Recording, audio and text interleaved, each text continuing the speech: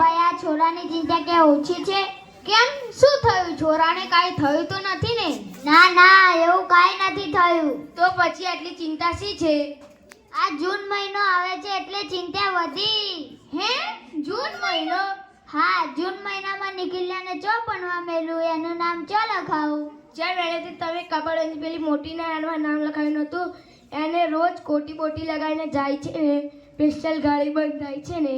હા, જ્યારે એ ઉનાળાની રજાઓમાં એ ગાડી અમારા ગામમાં આવી ત્યારે હું ભણાવે છે, હું સુવિધાઓ આલે છે, હું રહ્યો પણ મારો સોરો ભણીને મોટો સાહેબ બને એમ કરીને હું ગાડીમાં બેસી કપડવંતમાં એ મોટી નહેરમાં ગયો.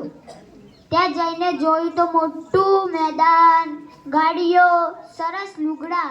એ જોયું હું તો ચક થઈ ગયો. ઓફિસમાં જઈને પૂછ્યું, બે લુગડા ફી થોડી વધારે છે, ચાલશે ને? મેં કીધું 2 લુગડા ઓછા પહેરી પણ ફી ભરી દઈશ. દર મહિને ગાડીનું ભાડું હાલવાનું જ ને. પણ તો ચિંતા શી છે? આટલે અટક્યા નહીં જીવાભાઈ. આખું વર્ષ ચોપડા લઈ આવ્યો, ચોપડા, નોટો, થેલા, કંપાસ બધું લઈ આવ્યો અને મોગા સૂર્યનારાયણમાંથી ડ્રેસ લઈ આવ્યો. તો પછી આટલી ચિંતા શી છે? આટલે અટક્યા નહીં. હવારમાં ટિફિન ડબ્બા ભર્યાલું અને રોજ સવારે ચિઠ્ઠી આવે, આ સ્વાધ્યાય પોથી લાવો, આ ચિત્ર પોથી લાવો, 2 લીટી 3 લીટી વાળી નોટો લાવો, ફલાનું કાર્યક્રમ છે, પૈસા લાવો, પ્રોજેક્ટ છે, ફી લાવો, બધું લઈ આવ્યો. તો પછી ચિંતા ચમ કરસ માર ભાઈ?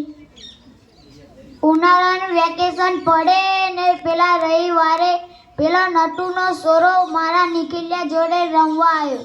એને બોલતો જઈ હું તો ચક થઈ ગયો.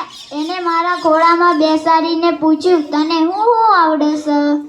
એ કહે, ઘડિયા આવડે, હિન્દી, અંગ્રેજી, કવિતાઓ આવડે. બોલું એમ કરી એ બધું જ બોલી જાય. પછી મેં મારા નિખિલ્યાને પૂછ્યું, બોલ બેટા તને શું આવડે છે?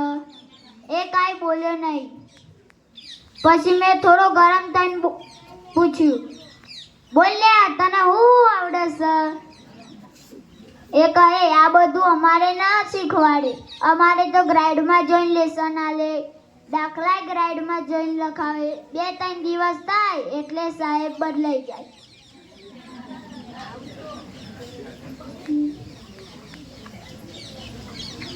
પરીક્ષાના બીજા દિવસે જે પ્રશ્ન લખાવે એ જ પ્રશ્ન પરીક્ષામાં પૂછાય. આટલું સાંભળી જાણે મારા પગ નીચેથી જમીન ખસી ગઈ. આ બધું આખી રાત મને ઊંઘ ના આવી. આ વાત મને હેરાન કરી. બીજા દિવસે હું એક અપરવતની મોટી નહેરમાં ગયો. ત્યાં જોયું તો ત્યાં ઓફિસમાં જઈને સાહેબને પૂછ્યું, મારા નિખિલ્યાને કેટલા ટકા આવ્યા છે? એ ફાઇલ ખોલીને કહે, 80% આવ્યા છે. મેં કીધું, એને કેમ કંઈ આવડતું નથી? એ કાંઈ બોલ્યા નહીં. મેં કહ્યું, એ 80% વાળા પેપર મને બતાવો. એ કહે, આ બધો અમારાથી ના બતાવાય, અમારો નિયમ નથી. મેં ઝઘડો કરીને પેપર કરાવ્યા. એમાં થોડું કાંઈ લખેલું પણ એટલું બધું કાંઈ લખેલું નહીં. હું સમજી ગયો કે મને ખોટા ટકા આલીને છેતર્યો છે. એટલે જીવાભાઈ, જૂન મહિનો આવે છે ને નિખિલ્યાને ચો ભણવા મેલું, એનું નામ ચો લખાવું? આ વાત મને હેરાન કરે છે. આટલી જ વાતમાં ભાઈ વિચાર કરો. નટુનો છોરો જ્યાં બને છે ત્યાં જ મેળવને. હા, આપણી ગામની હાલમાં 1 રૂપિયા ખર્ચો નહીં, કોઈ ગાડીની ઝંઝટ નહીં, કોઈ ફીની ચિંતા નહીં, બધું મફત. સાહેબો આખો દાડો એમ મતતા હોય છે કે પેલી શૈલેષની છોડી પેલી પરીક્ષામાં પાસ થઈ તે 12મા સુધી ભણવાનો ખર્ચો સરકાર આલે છે. બીજું શું જોઈએ છે મનુભાઈ? એક દન હું દાખલો લેવા નિહાળમાં ગયો હતો. ત્યાં છોરાઓ ટીવી પર ભણતા હતા. એવું મેં કંઈ નથી પાડ્યું. હા, સાચું કહું છું મનુભાઈ, મફતમાં મળે છે એની આપણને કદર જ નહીં. આવી દુકાન ચલાવતી નિહારથી છેતાતા નહીં. તમારા આ પોપનો ઓખરની બાજુમાં જ છે પણ આપણને દેખાતી નથી. એમ આટલી હારી નિહાર આપણને દેખાતી નથી. સમજ્યા ને? કાલે જઈને તમારા નીકળ્યાનું નામ લખાઈ આવો. હા વાંચું મારા ભાઈ, હવે હું નહીં છેતરાવું. હવે મારો નિખિલ્ય પેલા નટુના સોરાની જેમ કડકડાટ બોલતો થઈ જશે.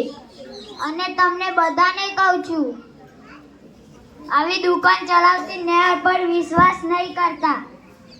અને એકવાર ગામની નેહાર પર વિશ્વાસ કરીને જુઓ, તમારો સોરોય કડકડાટ બોલતો થઈ જશે. સમજ્યા ને? એ હવને રામ રામ.